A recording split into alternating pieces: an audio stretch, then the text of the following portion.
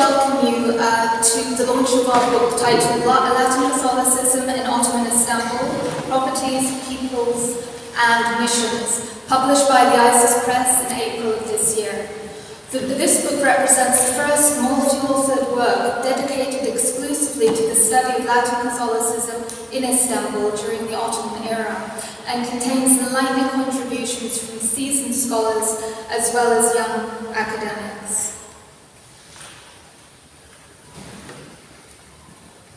Sorry. Actually, have a technical issue. You're live. So, we welcome you also to the Dominican Church of St. Peter and Paul. The splendid Dominican monument was constructed between 1841 and 1843 by the Swiss-Italian brothers Gaspare and Giuseppe Fossati. The present location is a result of a seismic shift experienced with the transition of one empire to another, with the conquest of Constantinople. The Ottoman army led by Sultan Mehmed II in 1453. This led to the conversion of the former Dominican Church of St. Paul, located further down the street, into a mosque known today as Arab Jami. Following this transformation, the Dominican friars moved 200 meters east, below the Galata Tower, in 1476 to the present site, to a house in those days which had a small chapel within the boundaries, and land which was owned by a Genoese nobleman, Angelo Zaccaria, which he donated to the Dominicans on the 20th of April, 1535. It was dedicated to the Saints Peter and Paul, the latter appellation being an addition to the Dominicans in memory of their appropriated church. You can find more information on the history of the current church and the architect in the exhibition located at the back of the church, titled The Fossati Brothers Exhibition, Swiss Architects from Morocco to Istanbul. Sorry, the slide's moving rather slowly.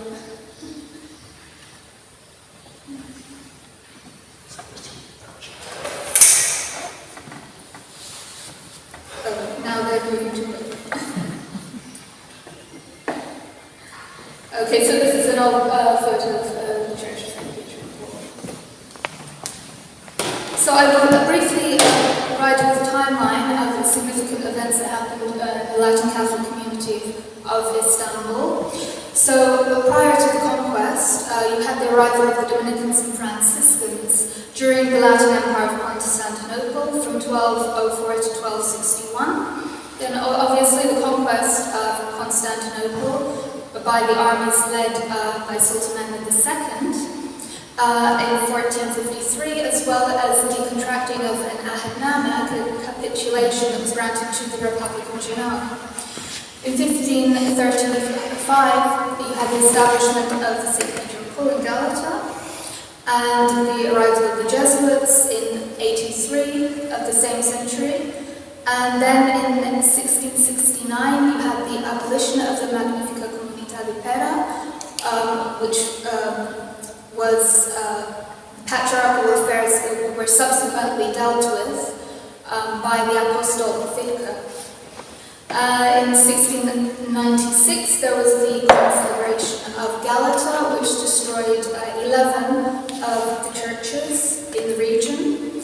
And between 97 and 98 of the same century, you had the expropriation and conversion of the conventual Franciscan complex of St. Francis.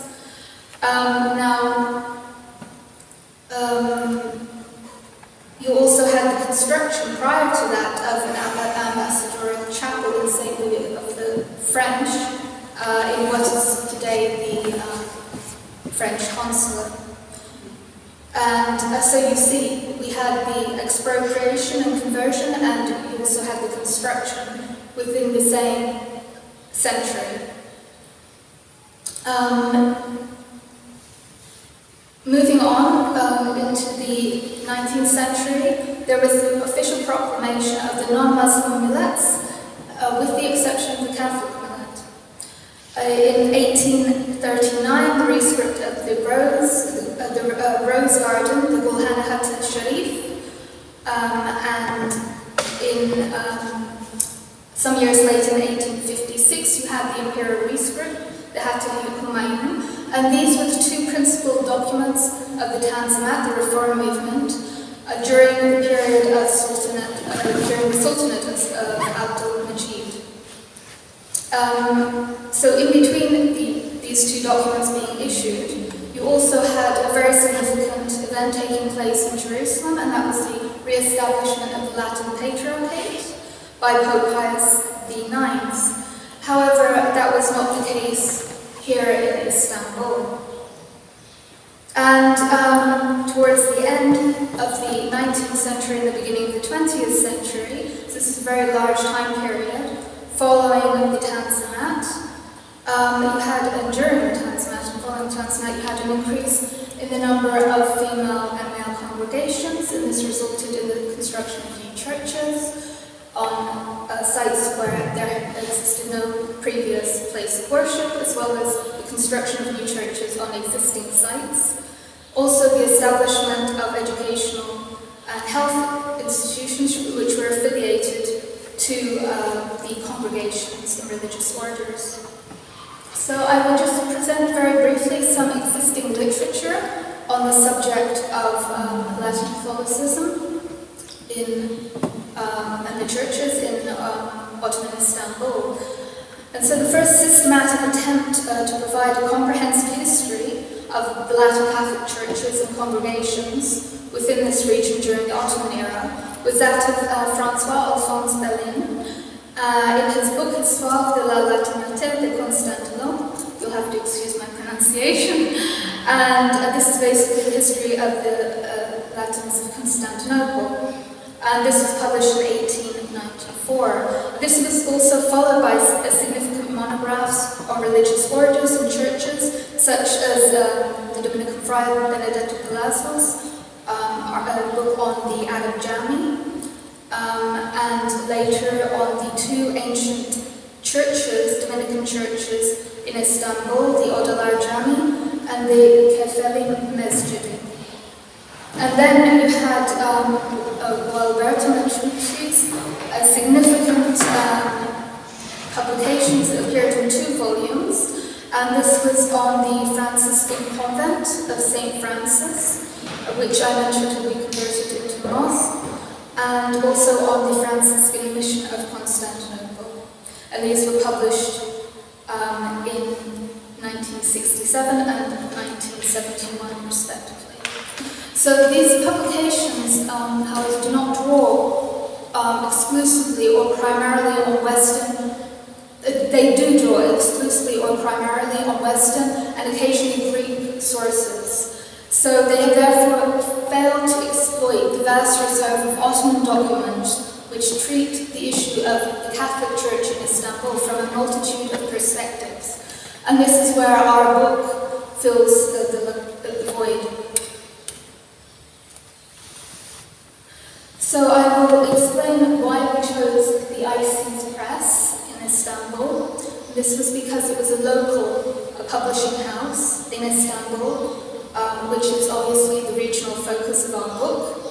It publishes in English, French and Italian with 15 different series dedicated primarily to history, and also has several significant publications on Latin Catholicism, which you can see on the PowerPoint slide in front of you. So I will not enumerate all of these, but one of them is Christian Places of Istanbul by the Assumptionist Pierre Joseph Rach, and a very interesting new publication, which is a journal of the war journal of during the First World War of a Lazarus friar. So that came out just last month. So there is a copy in the library here. So why did we choose the title Latin Catholicism in Ottoman Istanbul, Properties, People and Missions? So Latin Catholicism, this is something that Father Claudio will elaborate on after I finish.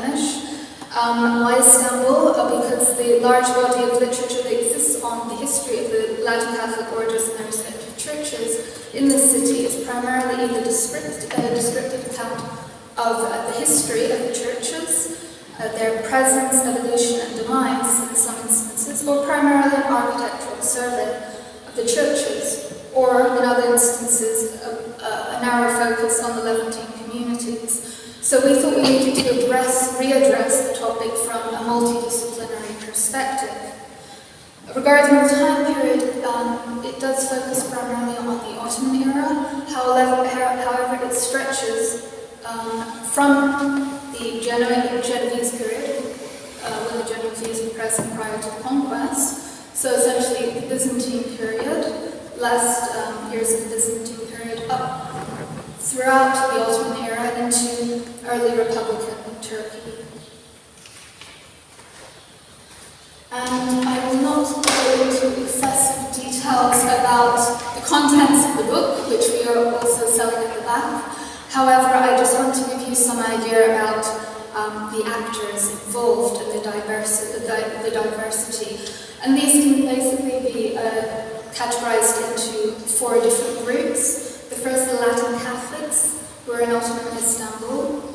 These were the subjects of the Sultan. In addition to the congregations and religious orders, which were under the protection of the foreign powers. So you see the large range of religious orders that the book touches upon, from the Dominicans, Salesians, Conventual Franciscans, Petit Soul de Paul, the French Daughters of Charity, and it also makes brief reference to the Lazarus, the Maris Fathers, the Assumptionists, and the Sisters of Buğra, and various delegates associated with the church, in addition to Levantines such as Genovese, Italians, and French of origin, and obviously the diplomats of the foreign Catholic powers. Secondly, the Ottoman actors. It consists obviously of the sultans, the sultan's mother's advisor, the Islamic judge and qadi, imperial bookkeepers, etc. So you see the hierarchy in which these churches and the religious orders and the Latin Catholic community dealt with the bureaucracy of the Ottoman Empire. And then you have the foreign actors, which Propaganda Fidel, the Holy See, and the foreign Catholic powers, which had an interest in protecting the Catholics and the churches. And these were, in the early period, the Genoese, the Venetians, and later on France dominated, with Spain coming in at a certain period, briefly, and later on the Austrian-Hungary, Polish-Lithuanian Commonwealth, and Italy towards the end.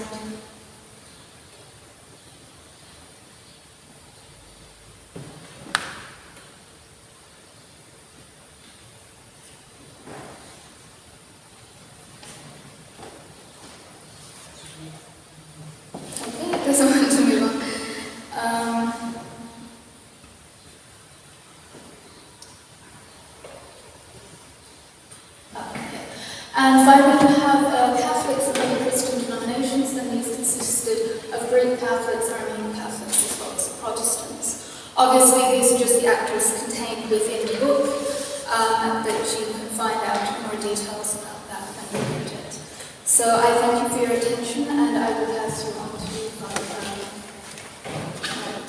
Thank you, Giovanni.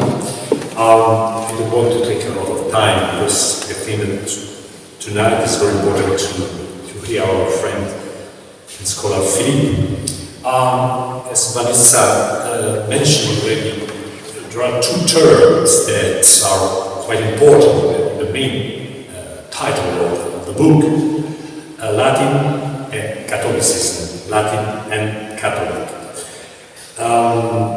2 terms that of course are very often associated. The first, Latin, generally, you know, is a ritual identification. Those who celebrate the rite of the Roman Catholic Church. I'm saying the rite of the Roman Catholic Church because since Vatican II is a very big shock generally for people coming in a Latin Catholic Church, because generally you cannot hear Latin. But the Latin Catholic, they celebrate in different vernacular languages, as Italian, French, English, since, let's say, 1975, more or less. This was the big reform of Vatican II in terms of liturgy and also in terms of use of the languages. It's necessary to give a basic theological explanation of the importance of this reform. It's not the evening of this explanation. But what is very interesting also that the term Latin that generally refers to a rite and to a language is associated to Catholic. And Catholic, Catholos, from Greek language, means universal. Means universal. Of course, in the first sense, means refer to the Roman Pontiff as the servant of the unity of a number of churches of different rites that are linked to the Catholicism. Of course, dependence on an authority located outside of the border of the Ottoman Empire, which will never be well accepted by the Ottoman Empire. And if you want, it's the same problem even today in the relationship with the term of ecumenical patriarch in the modern Turkey, because generally ecumenical means something that has an authority beyond the border of the Turkish state. Generally, of course, you know that the Turkish power gives just alone just to the Battlemius power of the Greek Orthodox living in Turkey. And this is, if you want, an analogical problem. What is particularly important to remark is that in the semantic of the term, yes, Catholic, as I said, that refer to a universality, there is something that is opposite of the ethno-linguistic identification typical of no-Muslim communities in the empire. We know in the modalities of relationship between different Muslim groups and no-Muslim groups, which are also multiple, of course, there is a progressive distribution in the human space also, according to a natural territorialization by community. These groupings become an instrument of identity affirmation, often of a reactionary type, also from a religious and ritual point of view. In other words, religious communities are the expression of a strong identity bond, where the religious fellow, the member, has sometimes contributed to fixing, almost embalming their respective beliefs, promoting their radicalization. What is very interesting and a bit paradoxical in this panorama is that Latins were more often consider themselves as foreigners with strong, of course, economical interest, which triggered the rise of Western power for the acquisition of the status of a protector of the community of Ottoman and Levantine Catholics at the Supreme Porte. This system of protection of the rights of the citizen who formally, although residing in this territory, were not subject of the empire but other states, somehow it anticipated a sort of internationalization of this community, sanctioned by the liturgical reform, the Second Vatican Council that I mentioned at the beginning, with the introduction of the use of vernacular languages into Latin Catholic liturgy. I think that this theological pastoral revolution somewhere is one of the elements considered as a sort of wound to the pride of identity of the Eastern Latins. But it was in fact consistent with the Catholicism vocation to universality. At the very beginning I remember that was like a struggle, as for instance Italian Catholic priests coming to Istanbul, starting to speak a bit Turkish, to celebrate in Turkish at the presence of people that didn't want at all to hear a liturgy in Turkish language, consider the Turkish the language of the Muslims. It's a long way, a long journey to understand the importance to take root in the culture that we live and to speak the language that was major language also for Levantine families, of course, because it's the language of the daily life. Then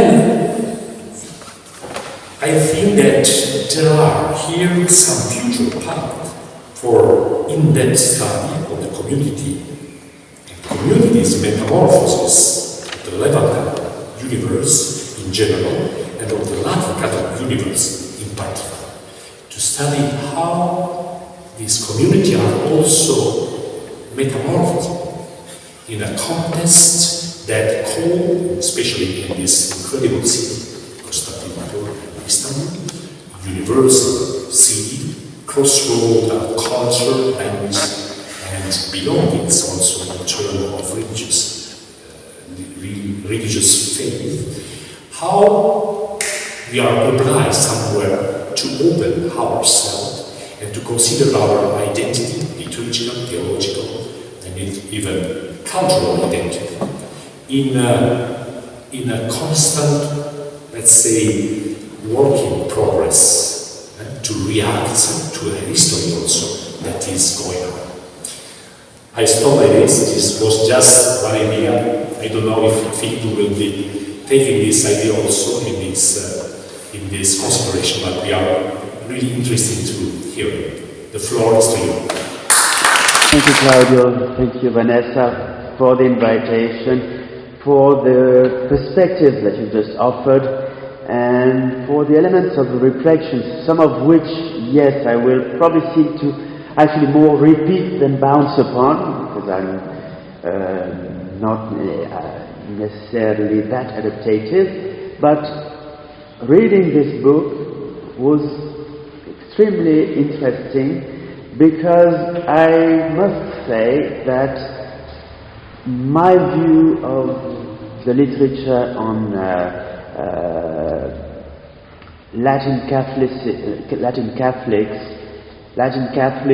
in Ottoman Istanbul in particular was, let's say, largely biased by the type of archives that I had first dwelt in, diplomatic archives, missionary archives, and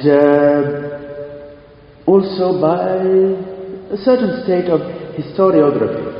Latin Catholics in Istanbul tend to be viewed as an academic niche. Vanessa gave us a sample of the literature on the topic. By and large, there has been a number of works produced on the topic, but largely to the political and demographic transformation that the city has undergone since the 1920s, it's fair enough to say that Latin Catholicism has become a bit of a fringe subject, one of limited, because numerically not very expensive interest. And I believe that there are a number of reasons to give it renewed attention, not least the fact that nowadays there is a current revival of Latin churches alongside the transformations of the metropolis that Istanbul is into a node of migrations and refugiehood. And therefore, well, churches fill up, basically. I would therefore like to commend the editors and the authors of Latin Catholicism in Ottoman Istanbul for making a contribution that is of present-day significance. Now, still this is a historical book, a book of history, and I'll be dealing mostly here with historical matters. Understanding the social configuration in which Latin Catholics evolved in Ottoman Istanbul matters not just because it's a forerunner of development in the present, but also because it helps us understand the city as it stands now in its historical development. More generally, as French historian Bernard Héberge suggests, non-Muslims in Islamic countries shed light on those societies as a whole. This, the various chapters of the book illustrate. And again, to pour encomium on the authors and editors, it is not an inwardly looking book focusing either on religious congregations or on major families, which of course you will find in it. It deals with the way the specific difference embodied by Latin Catholics affects law, everyday life, space, as well as international relations. So it has a quite wide scope, and this brings fresh air into the topic. Far from being residual, Latin communities appear here to play a significant part in ordering, and at some point, if I may be allowed a neologism, disordering the city. And reviewing the book, I would like to argue here that Latin Catholicism still plays a part long after it has become limited demography in the city. Sorry, but let's face it, it still plays a part in shaping the view of the city, not least because, as you can see, if you go along the street that runs along the Dominican convent, heritageization happens in this very neighborhood of Galata as we speak. So, to what can we attribute this protracted importance? Is it due to the community's institutional characteristics that have had to maintain a certain clout? Is it due to external patronage, which is still there, very visible? I mean, while Latin Catholicism I've just described as a minor community, if we look at the former embassies, nowadays consulate of Britain or France, we are not at all in a modest environment. Does it have to do with the connectedness of Latin Catholics themselves at various level, within and without Ottoman Istanbul society? This is what I've been trying to inquire into until you all fall asleep. One thing is for certain: institutions have the advantage of existing in a long period of time. And because of that, they are enabled to build a situation, real estate, patrimony.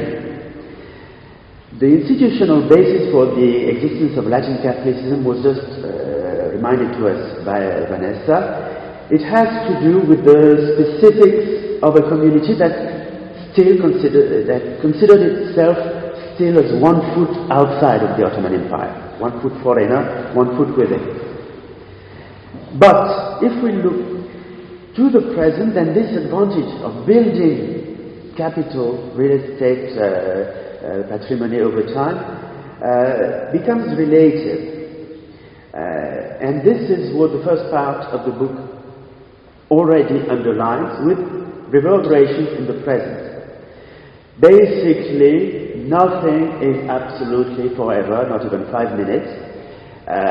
So the capital, the churches, the charities of Latin Catholicism have appeared in the last decades to be something fragile. Now, this already appears in the first period of Ottoman rule in Istanbul.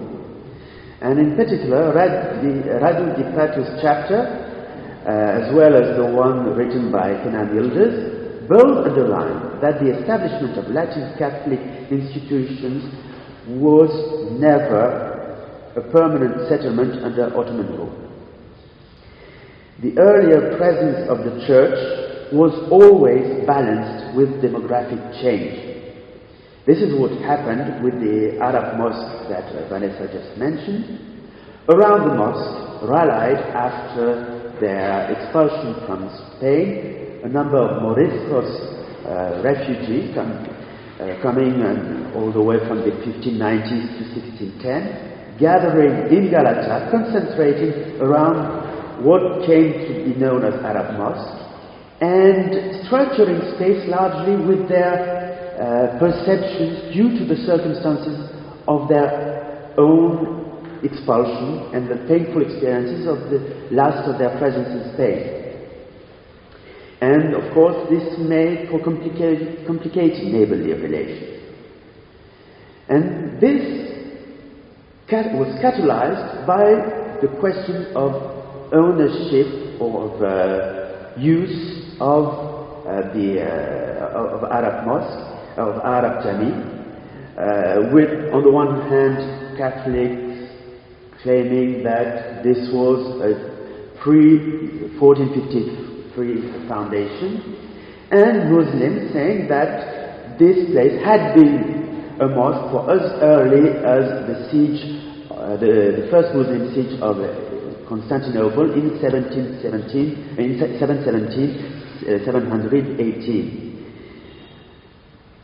The conflict between the traditions did not lead Ottoman judges to rule for good in favor of the occupation as a mosque, which they eventually did.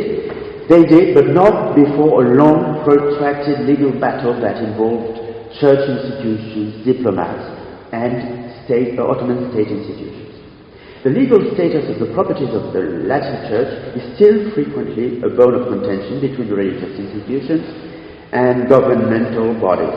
Within the city, neighborhoods associated with Latin Catholicism are just not bearing witness to a past of Catholic agency in building, rebuilding, and planning. Think of, just to give a reminder of where these Catholic institutions were concentrated: Pera, Fericeuil, the surrounding of Saint Joseph in Moda, and especially Galata, with its ongoing touristification and heritageization.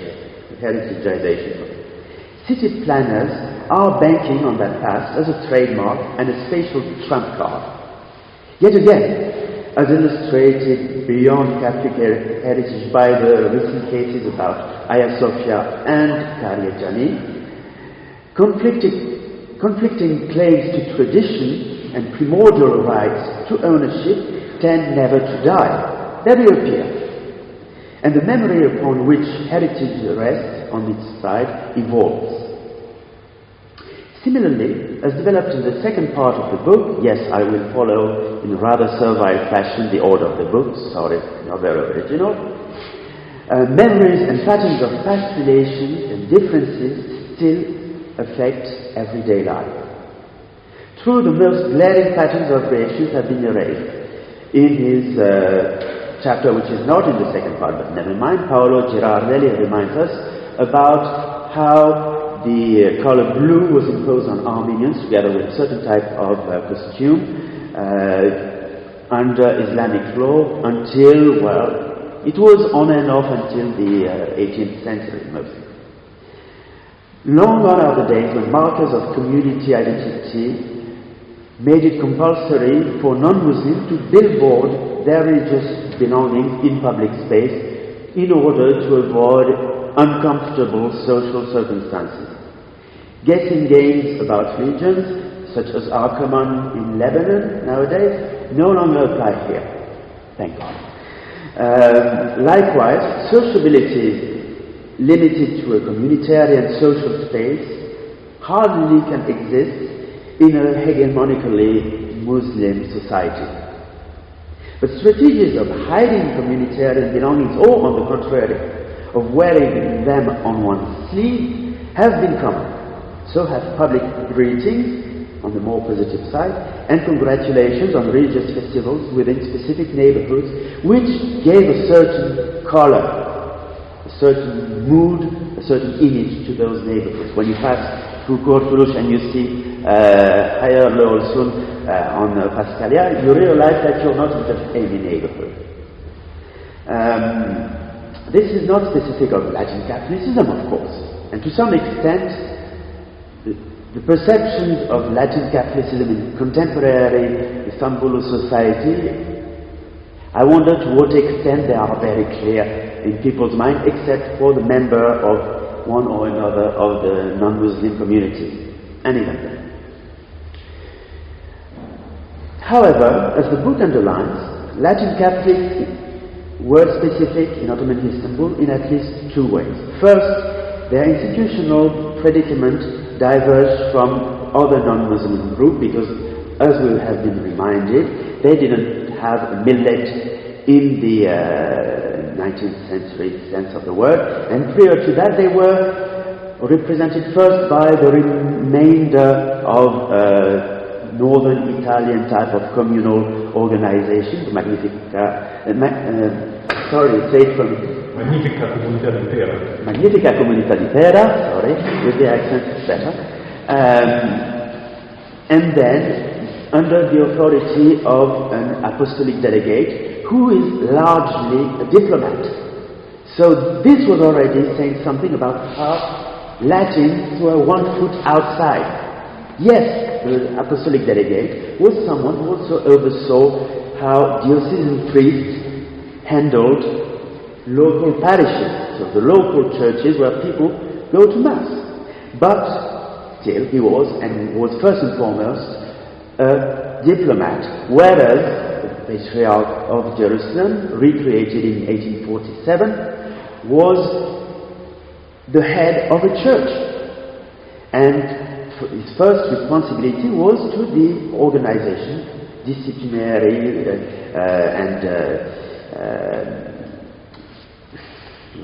liturgical, etc., of that church. So there was a clear difference in perspective between the two, and here people were largely told and telling themselves that they had a look to the west, let's say.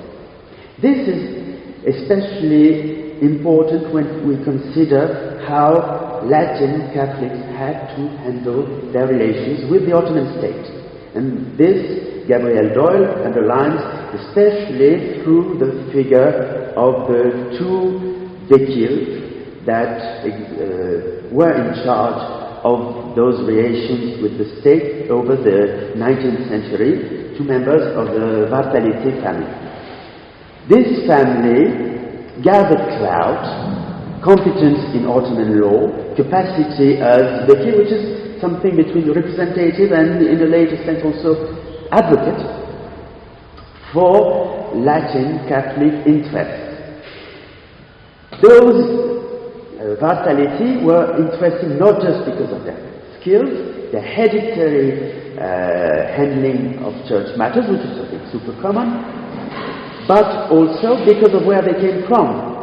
To some extent, they illustrate the issue, the complexity of calling Latin Catholics as Latin. They were from Tira, as I believe, so one of the main two islands in the Aegean Sea, which, having kept strong relationship with Venice, has remained largely Catholic even after Ottoman rule.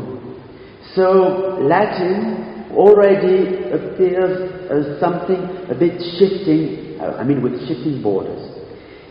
Second, not only institutionally but relationally, the Latin Catholics in Ottoman Istanbul also showed a specificity, namely they were super connected. Of course, we think super connected with Latin Catholic countries, Italy, France, Spain, but they also had networks of relations all through European countries, and beyond, into Iran, for instance. And this, in particular, meant that a number of Mustamini, the people who were non-Muslim subjects, who were not Muslim subjects in an Islamic polity, and who were allowed to remain under specific conditions, but not with the specific, including fiscal obligations that non-Muslim subjects of the state were submitted to. The number of Mustaminin among them was significantly higher than among all the other churches. And with industrialization in Europe and the multiplication of missions in the Ottoman Empire in the 19th century, their capacity to bank on these network of creation, as well as their status one foot within, one foot without, grew higher. It allowed them especially to acquire the economic position to which Claudio was referring earlier on. This heightened capacity economically was also a heightened capacity for investment. Look at this building, for instance, which could trigger tension. First and foremost with United Eastern churches seeking to maintain their organizational autonomy. This is illustrated by Anaïs Massot's study of Monsignore Mazloum, the Melkite patriarch who let his influence seep beyond his jurisdiction in Antakya, Syria and Lebanon mostly, to Izmir and Istanbul, and who was trying to make Greek Catholics, Melkites, even more Greek by their ritual, by their liturgy. Such tensions could reach a breaking point. It would be interesting, but let's not dwell too much on that, to talk about how the Armenian Catholic community split in the 1870s precisely around issues of Latinization. Church leaders broadcasting their fear of Latinization would tend to strengthen the border between their church and liturgy and the Latin Church. And we do, over time, in the Ottoman period, we don't go towards a kind of melting and mingling of churches, but rather towards a deepening of the obligations to maintain them separate.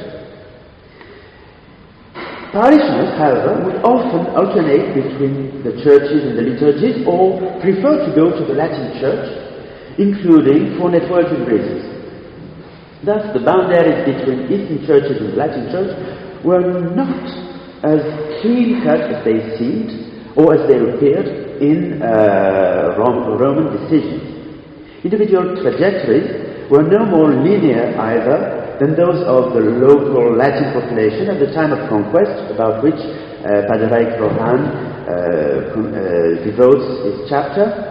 He shows that the Genoese, who had settled in Galata earlier to the Ottoman conquest, and who had been entitled by the Ahitname Vanessa mentioned earlier on to remain, were often torn between maintaining local connections and seeking a more privileged situation back in Europe, especially in Italy. They were sometimes kicked out by the Ottomans, but a number of them stayed, while others left only to return a few years or a generation after. So it was really hard to break the network of relations that they had established here in Istanbul. This pattern of mobility was mirrored by later Levantines, a word about which complexity we have already insisted. The Latin Catholicity of present-day Levantines is often described as a marker of social difference, a sign of belonging to a very small and chosen set, yet by their connections at home and abroad, their mobility and their commercial position, Latin Catholics in the Ottoman period tended to illustrate the universality of Catholicism, that is, a religious belonging that adapted across different societies and appropriated different cultural codes, rather than an element that would remain forever behind a religious enclosing. And even then, even when there was, say, a missionary body that practiced that kept the enclosure. For instance, as has been studied about the Franciscans, especially the Franciscan custody of the Holy Land, which is in charge of the Latin holy places in not just Palestine, Israel, but all through the region. Well, it has been shown, notably by a historian called Felicitas Tramontana, that actually over time they too tended to mingle, so they kept formally the enclosure, but they became social actors, especially by applying to the Cadi, economic actors by owning the one main mill in Bethlehem, for instance, and in the end they became embedded in society, much as Dominicans, Franciscans, Jesuits, or Lazarists have in Istanbul. Latin churches, not least because they were already on the periphery of Constantinople at the time of conquest, were at times turned into mosques, or were communal centers at the scale of a neighborhood, and thus their presence charted spaces and were harbingers. How do you say? Harbingers? Harbingers, sorry, that was, when I overstepped my capacity in English, overstated. They were harbingers of urban expansion. This is why the third part of the book focuses on churches as buildings, especially, as meeting space and as urban landmarks. This is the case for Paolo Girardelli and for Vanessa de Obaldía.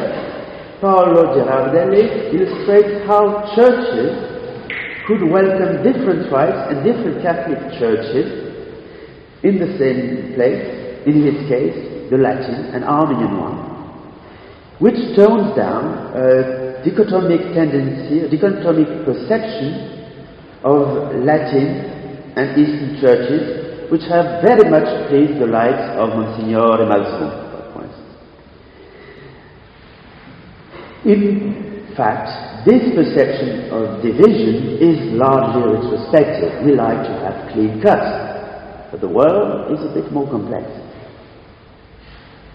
Vanessa de Obaldía studies a similar phenomenon through the establishment of Notre-Dame du Rosaire by the Dominican order in Matrecueil, present-day Matrecueil, close to a number of Greek villages such as San Stefano, today's Yeshilpe.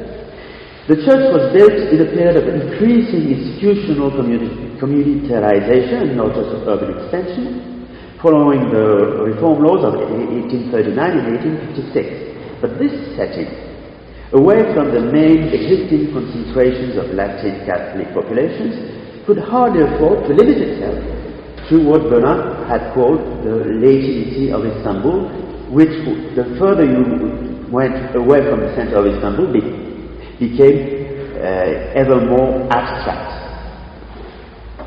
By and large, and especially in those two chapters, the book charts the resulting situation of these closeness with Melkites, with Armenian Catholics, with Syriacs, but also with non-united churches, which Gabriel Doyle has called elsewhere the Latin configuration of Istanbul. There was no fully fledged, formally recognized and especially well delimited Latin community in Ottoman Istanbul. It was always something a bit negotiated on the side. Church life, therefore, took place under not regulations of belongings, but under an aegis, or actually several millefeuille ages, the apostolic delegation, the various diplomacy of Catholic countries, and this placed, especially in the 19th century, Latin Catholics in a rather, in a situation that helped them enhance their agency, because they could turn to various actors whenever they wanted to have support. For instance, while they would be sometimes opposed to Catholic diplomats who were very self-conscious about their privileges and, how is it called, consular honors. They would turn to actually other Catholic diplomats to undermine the first one, which was usually the French diplomacy and its pretension to the protection of all things Latin Catholic across the Ottoman Empire.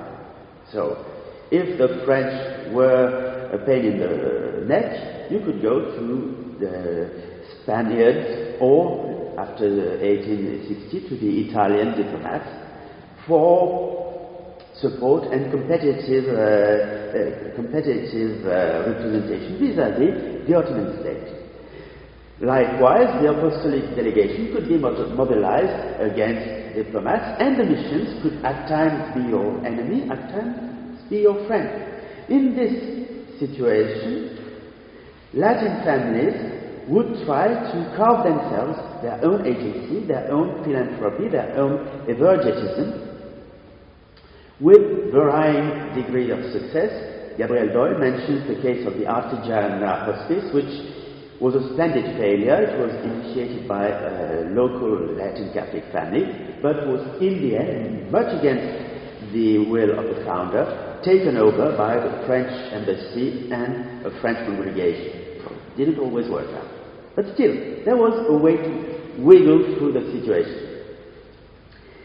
I'll be very short about international relations, not because of the merits of the two chapters by Buğra, Poyraz and Francesco Pongiluppi, but because this is a topic that is better known, that diplomacy used tools of soft power such as schooling to exert an influence that actually went here way beyond Latin Catholics, even though Latin Catholics would often consider themselves entitled to the services that were protected by these institutions, such as the various schools that have flourished in Istanbul in the 19th century. What I would like to say here is that these institutions illustrate the fragility, the inherent fragility of those Latin Catholic institutions, which was always submitted to its subordination, to its foreign protectors. This is very clear with the Italians because it comes before World War I, where everything, all hell was let loose. In 1911-1912, Italy went to a war over Libya and then the Aegean Islands against the Ottoman Empire, and this was a perfect pretext for Ottoman authorities to curb and curtail the Italian educational institutions across the Ottoman Empire, including in Istanbul. And you have kind of a precursor of what would happen 3 years later at the time of World War I, where basically Latin Catholicism lost and would never recover its pre-1940 civic dynamism across the city. Foreign affiliation, not least because of their colonial undertones, had ended up playing against the permanence of Latin Catholic agency. Only after a long eclipse would Latin Catholic institutions be viewed as such, as heritage to a Latin Catholic presence, as structuring parts of the city's fabric and be repurposed accordingly as urban landmarks, as we see nowadays. Just to conclude, as underlined by Claudio in his introduction, Latin Catholics have one foot within and one foot without Ottoman subjection. I like my metaphor. In the political configuration of a strong nation-state such as the Republic of Turkey, this situation, so far a potential advantage, often became a liability and a source of vulnerability. Connectedness often came along with extroversion, which could prove to be no more solid or long-lasting than a special, long-standing institutional status, all of which could be turned over by law from one day to the next. Identity, on the contrary, tended to become all the more static and could lead to members of the community focusing on closed units or on institutions of limited and sometimes dwindling social importance, a family tree, a religious order with the walls around it. philanthropy and investments in the name of public interest, which had led a number of prominent Latin Catholic families to strengthen their connections within the Ottoman Empire, were an advantage of the past. But still, they kept on existing. We still see all the Catholic hospitals, see further down the road, further up the road, or colleges, misses, see further down.